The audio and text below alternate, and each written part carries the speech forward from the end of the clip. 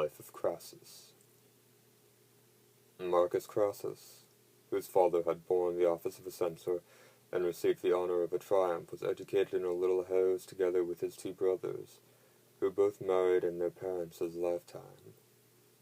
They kept but one table amongst them, all which, perhaps, was not the least reason of his own temperance and moderation in diet. One of his brothers dying, he married his widow, by whom he had his children. Neither was there in these respects any of the Romans who lived a more orderly life than he did, though later in life he was suspected to have been too familiar with one of the Vestal virgins, named Licinia, who was nevertheless acquitted upon an impeachment brought against her by one Plotinus. Licinia stood possessed of a beautiful property in the suburbs, which Crassus desired to purchase at a low price. For this reason was frequent in his attentions to her, which gave occasion to the scandal, and his avarice, so to say. Serving to clear him of the crime, he was acquitted. Nor did he leave the lady till he had got the estate.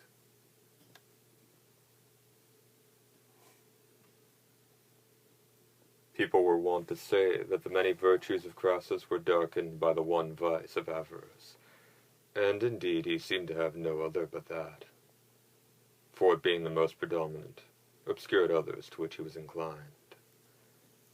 The arguments in proof of his avarice were the vastness of his estate, and the manner of raising it. For whereas at first he was not worth above 300 talents, yet, through the course of his political life, he dedicated the tenth of all he had to Heracles, and feasted the people, and gave to every citizen corn enough to serve him 3 months. Upon casting up his accounts, before he went upon his Parthian expedition, he found his possessions to amount to 7,100 talents, most of which, if we may scandal him with the truth, he got by fire and rapine, making his advantages for the public calamities. For when Sylla seized the city, and exposed to sale the goods of those that he had caused to be slain, accounting them booty and spoils, and indeed calling them so too, and was desirous of making as many and as eminent men as he could partakers in the crime, Crassus never was the man that refused to accept or give money for them. Moreover, observing how extremely subject the city was to fire and falling down of houses, by reason of their height and their standing so near together, he bought slaves that were builders and architects, and when he had collected these to the number of more than 500, he made it his practice to buy houses that were on fire, and those in the neighborhood which, in the immediate danger and uncertainty, the proprietors were willing to part with for little or nothing, so that the greatest part of Rome, at one time or other, came into his hands. Yet for all he had so many workmen, he never built anything but his own house, and used to say that those that were addicted to building would undo themselves soon enough without the help of their enemies.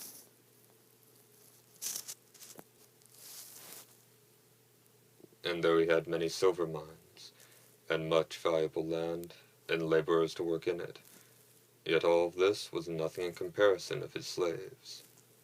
Such a number and variety did he possess of excellent readers, amanuenses, silversmiths, stewards, and table waiters, whose instruction he always attended to himself, superintending in person, while they learned, and teaching them himself, accounting it the main duty of a master to look over the servants that are. Indeed, he was right in the thinking, that is, as he used to say, that servants ought to look after all things, and the master after them. For economy, which in things inanimate is but money, making one exercised over men becomes policy. But it was surely a mistaken judgment, when he said no man was to be accounted rich that could not maintain an army at his own cost and charges. For war, as Archidamus well observed, is not fed at a fixed allowance, so that there is no saying what wealth suffices for it, and certainly it was one very far removed from that of Marius. For one he had distributed 14 acres of land to man, and understood that some desired more. God forbid, said he, that any Roman should think that too little which is enough to keep him alive and well. Crassus, however, was very eager to be hospitable to strangers. He kept open house, and to his friends he would lend money without interest, but called it in precisely at the time,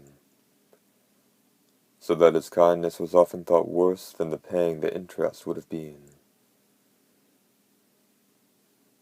His entertainments were, for the most part, plain and citizen-like, the company general and popular. Good taste and kindness made them pleasanter than sumptuosity would have ever done.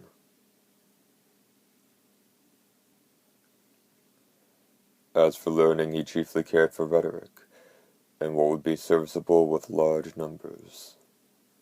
He became one of the best speakers at Rome, and by his pains and industry outdid the best natural orators. For there was no trial, how mean and contemptible soever, that he came to unprepared. Nay, several times he undertook and concluded a cause when Pompey and Caesar and Cicero refused to stand up, upon which account particularly he got the love of the people, who looked upon him as a diligent and careful man, ready to help and succour his fellow citizens. Besides, the people were pleased with his courteous and unpretending salutations and greetings, for he never met any citizen, however humble and low, but he returned him his salute by name. He was looked upon as a man well read in history, and pretty well versed in Aristotle's philosophy, in which one Alexander instructed him, a man whose intercourse with Crassus gave a sufficient proof of his good nature and gentle disposition. For it is hard to say whether he was poor when he entered into his service, or while he continued in it. For being his only friend that used to accompany him when travelling, he used to receive from him a cloak for the journey, and when he came home had it demanded from him again. Poor, patient sufferer, when even the philosophy he professed did not look upon poverty as a thing indifferent. But of this hereafter. When Cinna and Marius got the power in their hands, it was soon perceived that they had not come back for any good thing they intended to their country, but to effect the ruin and utter destruction of the nobility. And as many as they could lay their hands on they slew, amongst whom were Crassus's father and brother. He himself, being very young, for the moment escaped the danger, but understanding that he was every way beset and hunted after by the tyrants, making with him 3 friends and 10 servants, with all possible speed he fled into Spain, having formerly been there and secured a great number of friends, while his father was praetor of that country. But finding all people in a consternation, and trembling at the cruelty of Marius, as if he was already standing over them in person, he durst not discover himself to anybody, but hid himself in a large cave which was by the seashore, and belonged to Vibius Pacaenius, to whom he sent one of his servants to sound him, his provisions also beginning to fail. Vibius was well pleased at his escape, and inquiring the place of his abode and the number of his companions, he went not to him himself, but commanded his steward to provide every day a good meal's meat, and carry it and leave it near such a rock, and to return without taking any further notice or being inquisitive, promising him his liberty if he did as he commanded, and that he would kill him if he intermeddled. The cave is not far from the sea. A small and insignificant-looking opening in the cliffs conducts you in. When you are entered, a wonderfully high roof spreads above you, and large chambers open out one beyond another, nor does it lack either water or light, for a very pleasant and wholesome spring runs at the foot of the cliffs,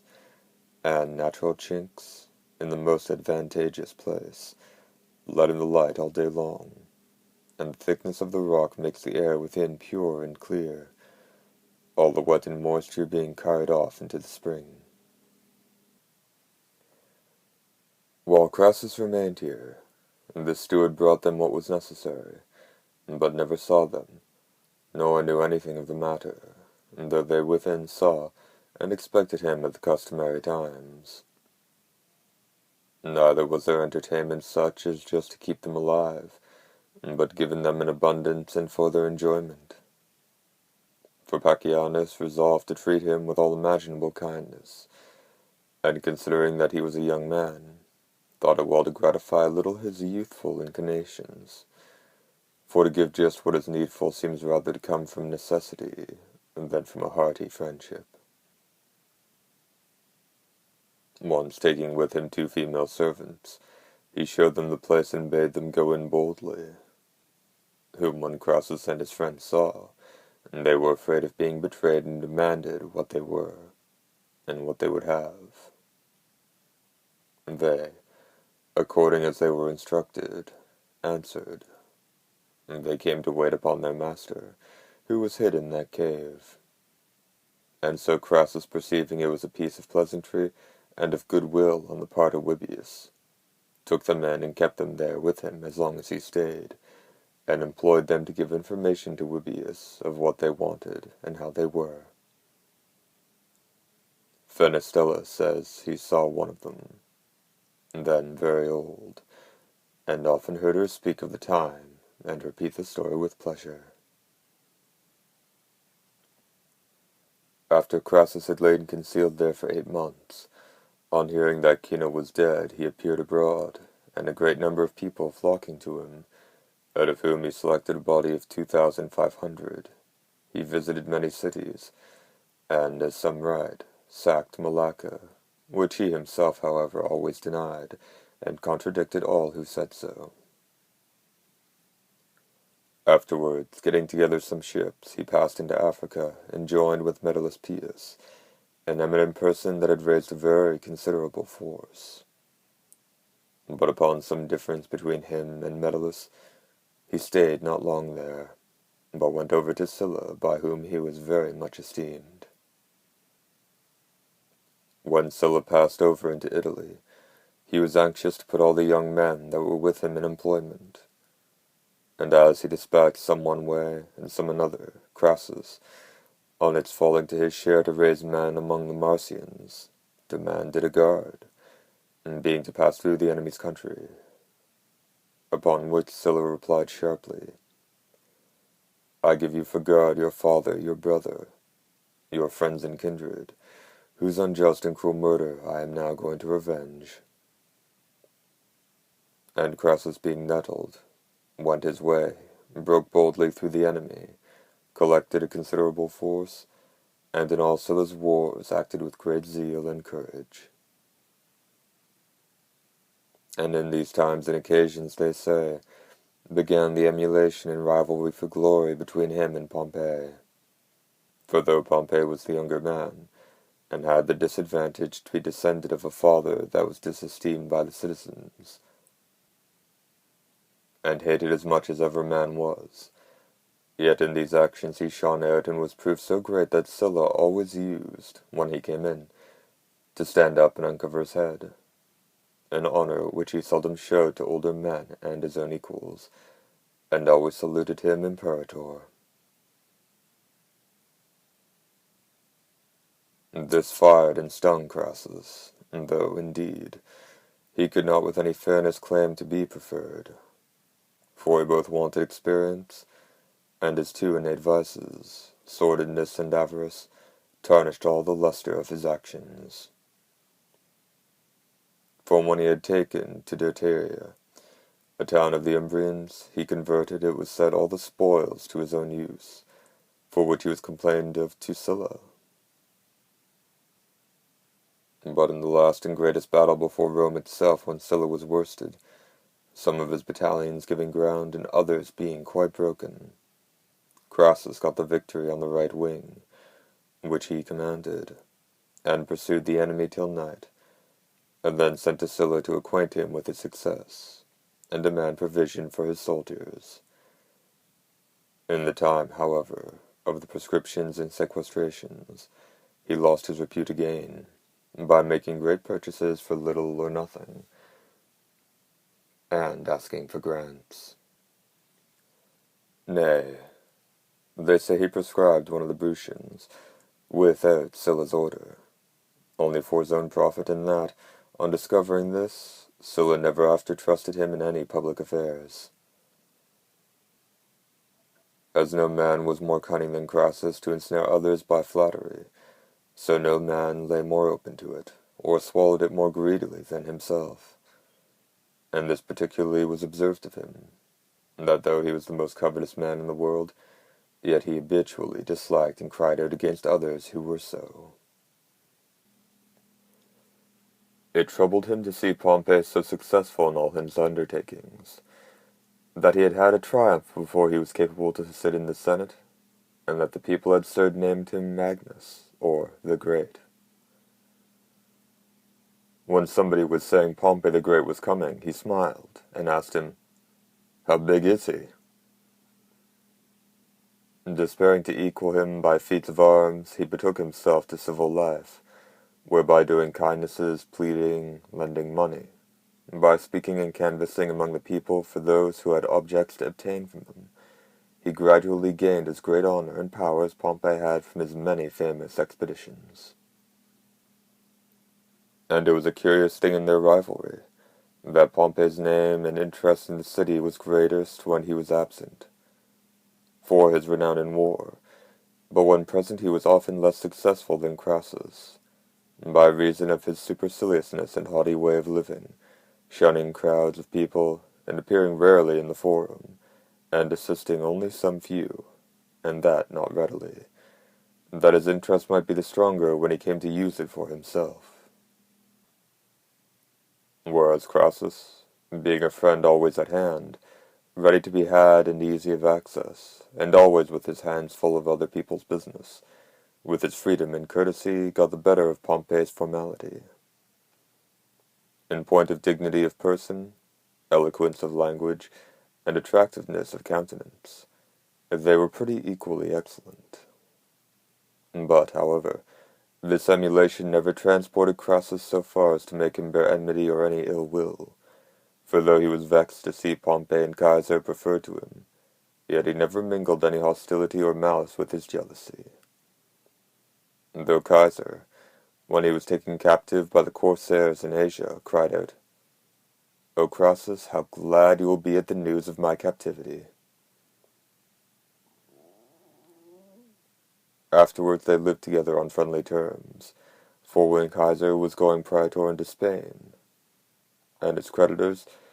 he being them in want of money, came upon him and seized his equipage,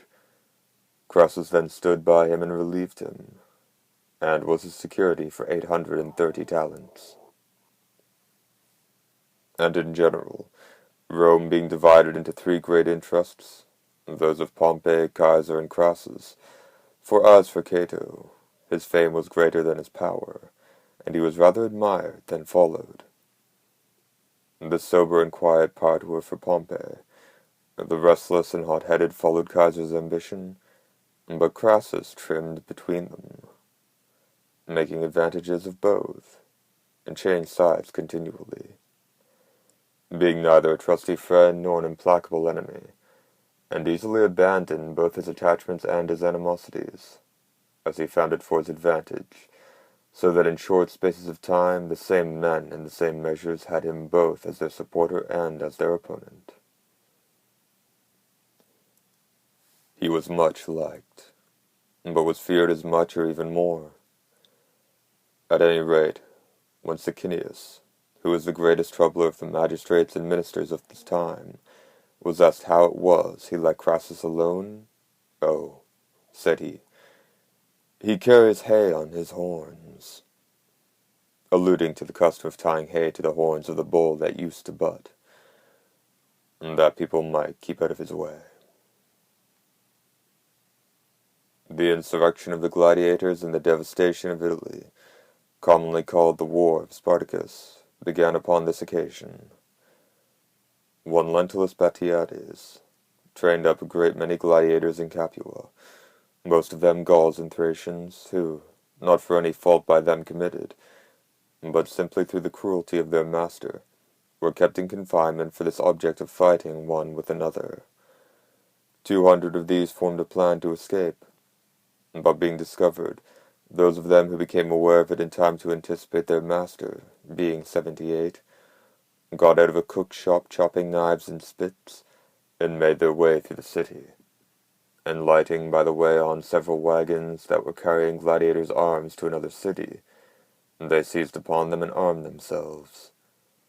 And seizing upon a defensible place, they chose 3 captains, of whom Spartacus was chief, a Thracian of one of the nomad tribes, and a man not only of high spirit and valiant, but in understanding also, and in gentleness superior to his condition, and more of aggression than the people of his country usually are. When he first came to be sold at Rome, they say a snake coiled itself upon his face as he lay asleep, and his wife, who at this latter time also accompanied him in his flight, his countrywoman, a kind of prophetess, and one of those possessed with the bacchanal frenzy, declared that it was a sign portending great and formidable power to him with no happy event. First, then, routing those that came out of Capua against them, and thus procuring a quantity of proper soldiers' arms, they gladly threw away their own as barbarous and dishonorable. Afterwards, Clodius, the praetor, took the command against them with a body of 3,000 men from Rome, and besieged them within a mountain, accessible only by one narrow and difficult passage, which Clodius kept guarded, encompassed on all sides with steep and slippery precipices. Upon the top, however, grew a great many wild vines, and cutting down as many of their boughs as they had need of, they twisted them into strong ladders long enough to reach from thence to the bottom, by which, without any danger, they got down all but one, who stayed there to throw them down their arms, and after this succeeded in saving himself. The Romans were ignorant of all of this, and therefore, coming upon them in the rear, they assaulted them unawares and took their camp. Several also of the shepherds and herdsmen that were there, stout and nimble fellows, revolted over to them, to some of whom they gave complete arms, and made use of others as scouts and light-armed soldiers. Publius Varenus, the praetor, was now sent against them, whose lieutenant Furius, with 2,000 men they fought and routed. And then Cosinius was sent with considerable forces, to give his assistance and advice, and him Spartacus missed but very little of capturing in person, as he was bathing at Salinae.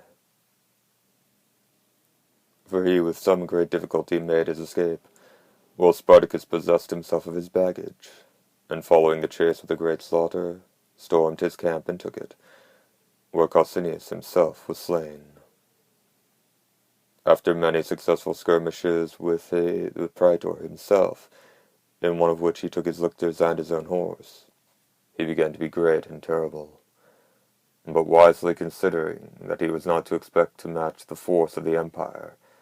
he marched his army towards the Alps, intending, when he had passed them, that every man should go to his own home, some to Thrace, some to Gaul. But they, grown confident in their numbers, and puffed up with their success, would give no obedience to him, but went about and ravaged Italy, so that now the Senate was not only moved at the indignity and baseness, both of the enemy and the insurrection, but, looking upon it as a matter of alarm and of dangerous consequence, sent out both the consuls to it, as to a great and difficult enterprise. The consul Gellius, falling suddenly upon a party of Germans, who through contempt and confidence had straggled from Spartacus, cut them all to pieces. But when Lentulus with a large army besieged Spartacus, he sallied out upon him, and joined battle, defeating his chief officers, and captured all his baggage. As he made toward the Alps, Cassius, who was praetor of that part of Gaul that lies about the Po, met him with 10,000 men. But being overcome in the battle, he had much ado to escape himself, with the loss of a great many of his men. When the Senate understood this, they were displeased at the consuls, and ordering them to meddle no further, they appointed Crassus general of the war, and with a great many of the nobility went volunteers with him, partly out of friendship, and partly to get honor. He stayed himself on the borders of Picenum, expecting Spartacus would come that way, and sent his lieutenant, Mummius, with 2 legions, to wheel about and observe the enemy's motions, but upon no account to engage or skirmish. But he, upon the first opportunity, joined battle, and was routed, having a great many of his men slain, and a great many only saving their lives for the loss of their arms. Crassus rebuked Mummius severely, and arming the soldiers again, he made them find sureties for their arms, and that they would part with them no more. And 500 that were the beginners of the fight he divided into 50 tens, and one of each was to die by lot, thus reviving the ancient Roman punishment of decimation, where ignominy is added to the penalty of death, with a variety of appalling and terrible circumstances, presented before the eyes of the whole army, assembled as spectators. When he had thus reclaimed his men, he led them against the enemy, but Spartacus retreated through Lucania toward the sea, and in the straits meeting with some Cilician pirate ships, he had thoughts of attempting Sicily, where, by landing 2,000 men, he hoped to new kindle the war of the slaves, which was but lately extinguished, and seemed to need but little fuel to set it burning again. But after the pirates had struck a bargain with him, had received his earnest, they deceived him and sailed away. He thereupon retired again from the sea, and established his army in the peninsula of Rhegium, where Crassus came upon him, and considering the nature of the place, which of itself suggested the undertaking, he set to work to build a wall across the isthmus, thus keeping his soldiers at once from idleness, and his foes from forage. This great and difficult work he perfected in a space of time short beyond all expectation, making a ditch from one sea to the other, over the neck of land 300 furlongs long, 15 feet broad, and as much in depth, and above it built a wonderfully high and strong wall, all which Spartacus at first slighted and despised. But when provisions began to fail, and on his proposing to pass further, he found he was walled in, and no more was to be had in the peninsula. Taking the opportunity of a snowy, stormy night, he filled up part of the ditch with earth and boughs of trees, and so passed the third part of his army over. Crassus was afraid he should march directly to Rome, but soon eased of that fear when he saw many of his men break out in a mutiny and quit him, and encamp by themselves upon the Lucanian lake. This lake, they say, changes at intervals of time, and is sometimes sweet, and sometimes so salt that it cannot be drunk. Crassus falling upon these beat from the lake, but he could not pursue the slaughter, because of Spartacus suddenly coming up and checking the flight. Now he began to repent that he had previously written to the Senate to call Lucullus out of Thrace, and Pompey out of Spain, so that he did all he could to finish the war before they came, knowing that the honor of the action would redound to him that came to his assistance. Resolving, therefore, first to set upon those that had mutinied and encamped apart, whom Caius Canicius and Castus commanded, he sent 6,000 men before to secure a little eminence, and to do it privately as possible. Which that they might do, they recovered their helmets, but being discovered by 2 women that were sacrificing for the enemy, and they had been in great hazard, had not Crassus immediately appeared, and engaged in a battle which proved a most bloody one. Of 12,300 whom he killed, 2 only were found wounded in their backs, the rest all having died standing in their ranks and fighting bravely. Spartacus, after his discomfiture, retired to the mountains of Petelia, but Quintius, one of Crassus's officers, and Scrofa the quaestor, pursued and overtook him. But when Spartacus rallied and faced them, they were utterly routed and fled, and had much to do to carry off their quaestor who was wounded. This success, however, ruined Spartacus, because it encouraged the slaves, who now disdained any longer to avoid fighting, or to obey their officers, but as they were upon the march,